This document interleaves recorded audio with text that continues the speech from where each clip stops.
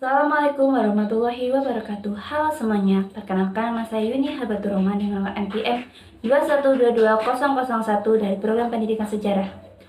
Di video ini saya akan membahas tentang uji normalitas dan uji linearitas. Berikut ini penjelasan videonya.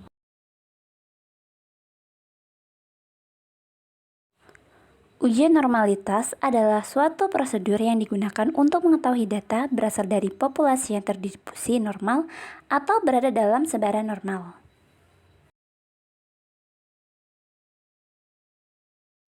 Distribusi normal adalah distribusi simetris dengan modus mean dan median berada di pusat.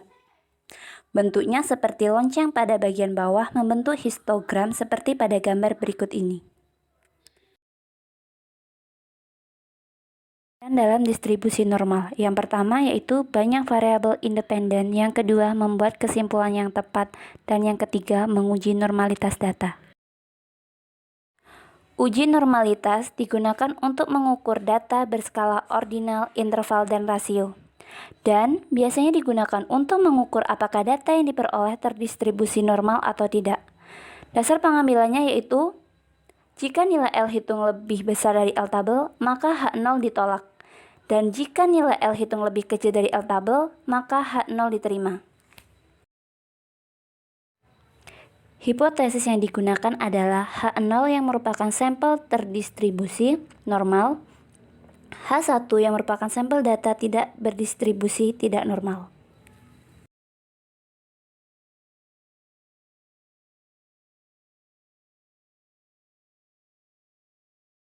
Sebenarnya, ada beberapa cara dalam menggunakan analisis untuk normalitas. Untuk yang pertama yaitu mengenai cara analisis uji Lilliefors dengan langkahnya sebagai berikut. Yang pertama yaitu mengurutkan data sampel dari yang kecil ke yang besar dan menentukan frekuensi tiap-tiap data. Yang kedua, menentukan nilai Z1 tiap-tiap data dengan rumus. Yang ketiga, menentukan besar peluang Z berdasarkan tabel Z yang disebut dengan FZ. Yang keempat, menghitung frekuensi kumulatif Z. Yang kelima, menentukan nilai L hitung. Yang keenam, menentukan L tabel untuk N lebih dari 30. Dan yang terakhir, mengambil harga L hitung yang paling besar kemudian dibandingkan dengan L tabel.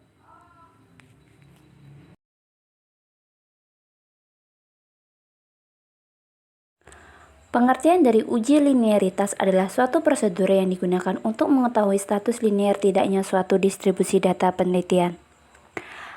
Uji ini dilakukan untuk membuktikan bahwa masing-masing variabel bebas mempunyai hubungan yang linear dan variabel terikat. Hasilnya yang diperoleh dari uji ini adalah untuk menentukan teknik-teknik analisis data yang dipilih dan dapat digunakan atau tidak. Apabila kesimpulannya dihasilkan bahwa kategori linear, maka data penelitian dapat digunakan dengan metode yang ditentukan. Demikian juga sebaliknya, apabila ternyata tidak linear, maka distribusi data harus dianalisis dengan metode lain. Langkah uji linearitas. Langkah yang harus dilakukan untuk melakukan uji linearitas adalah membuat pengelompokan skor predikator yang nilainya sama menjadi satu kelompok data dengan tetap memperhatikan pasangan data pada masing-masing kriteria. Jika menggunakan cara uji linearitas dengan Excel, maka dapat ditentukan dengan langkah berikut. Yang pertama, menentukan harga koefisien A dan B. Yang kedua, menentukan persamaan regresi sederhana. Yang ketiga, menghitung jumlah kuadrat total, jumlah kuadrat regresi A, jumlah kuadrat regresi B, jumlah kuadrat sisa, jumlah kuadrat galat, dan jumlah kuadrat tuna cocok. Yang keempat, menghitung variasi regresi, variansi residu, variansi tuna cocok, dan variansi kekeliruan. Dan yang kelima, menguji kelinearan persamaan regresi dengan uji F. Yang terakhir, mengambil kesimpulan. Demikian tadi video penjelasan dari saya. Selanjutnya akan dijelaskan oleh rekan saya. Pengertian homogenitas. Homogenitas adalah suatu prosedur uji statistik yang dimaksudkan untuk memperlihatkan bahwa dua atau lebih kelompok data sampel berasal dari populasi yang memiliki variansi yang sama. Pada analisis regresi ini, persyaratan analisis yang dibutuhkan adalah bahwa galat regresi untuk setiap pengelompokan berdasarkan variabel terikatnya memiliki variansi yang sama. Dapat dikatakan bahwa uji homogenitas bertujuan untuk mencari tahu apakah dari beberapa kelompok data penelitian memiliki variansi yang sama atau tidak. Ujian homogenitas juga dimaksudkan untuk memberikan keyakinan bahwa sekumpulan data yang dimanipulasi dalam serangkaian analisis memang berasal dari populasi yang tidak jauh berbeda keragamannya. Sebagai contoh, jika kita ingin meneliti sebuah permasalahan, misalnya mengukur pemahaman siswa untuk suatu subbab materi dalam pelajaran tertentu di sekolah, yang dimaksud homogen bisa berarti bahwa kelompok data yang kita jadikan sampel pada penelitian memiliki karakteristik yang sama. Misal, berasal dari tingkat kelas yang sama. Perhitungan uji homogenitas dapat dilakukan dengan berbagai cara dan metode. Metode yang populer yaitu contohnya uji Hartley, Cochran, Levin, dan Bartlett. Cara menggunakan analisis homogenitas dengan uji Bartlett. Uji Bartlett tersebut digunakan untuk menguji homogenitas variansi lebih dari dua kelompok data. Langkah-langkahnya yang pertama yaitu menghitung derajat kebebasan masing-masing kelompok. Yang kedua, menghitung variansi masing-masing kelompok. Yang ketiga, menghitung besar log S pangkat 2 untuk masing-masing kelompok. Yang keempat, menghitung besarnya dk log S pangkat 2 untuk masing-masing kelompok. Menghitung nilai varians gabungan semua kelompok dengan rumus. Yang keenam, menghitung nilai B atau nilai Bartlett dengan rumus sebagai berikut. Menghitung nilai dengan rumus sebagai berikut. Dan yang terakhir, setelah nilai C kuadrat hitung diperoleh, maka nilai C kuadrat tersebut dibandingkan dengan C kuadrat tabel. Kriteria homogen ditentukan jika C kuadrat hitung lebih kecil dibanding C kuadrat tabel. Uji hipotesis adalah metode pengambilan keputusan yang didasarkan dari analisa data, baik dari percobaan terkontrol maupun dari observasi tidak terkontrol. Dalam statistik, sebuah hasil bisa dikatakan signifikan secara statistik jika kejadian tersebut hampir tidak mungkin disebabkan oleh faktor yang kebetulan, sesuai dengan batas probabilitas yang sudah ditentukan sebelumnya.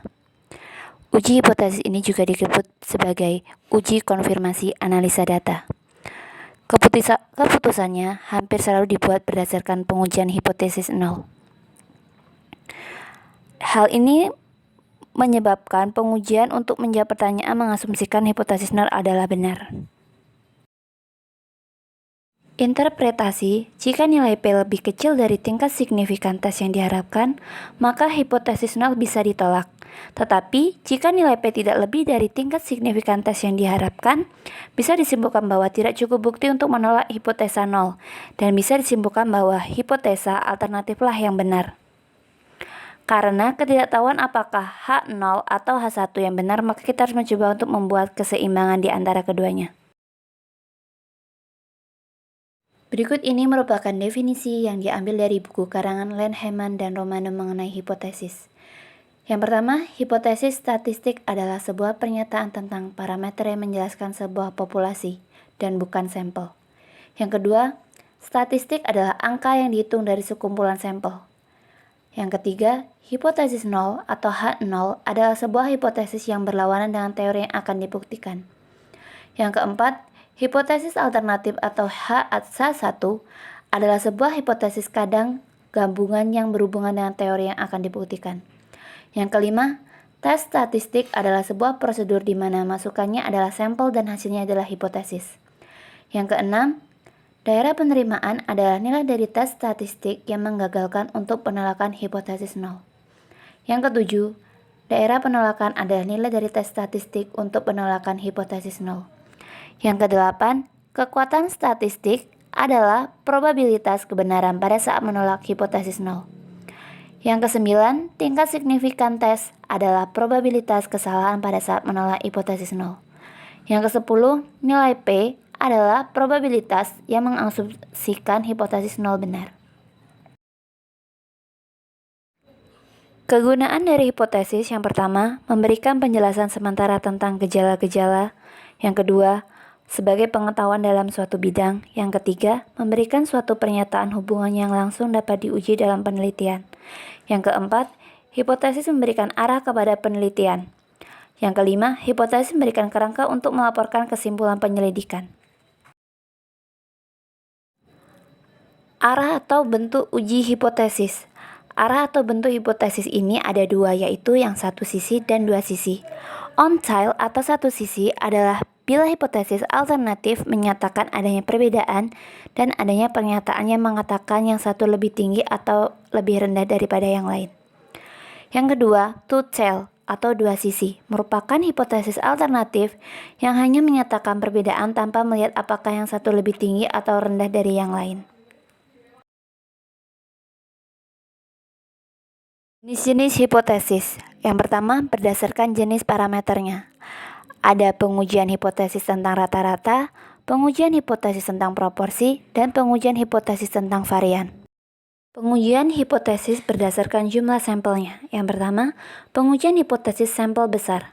Pengujian hipotesis sampel besar adalah pengujian hipotesis yang menggunakan sampel lebih besar dari 30 atau N lebih besar dari 30.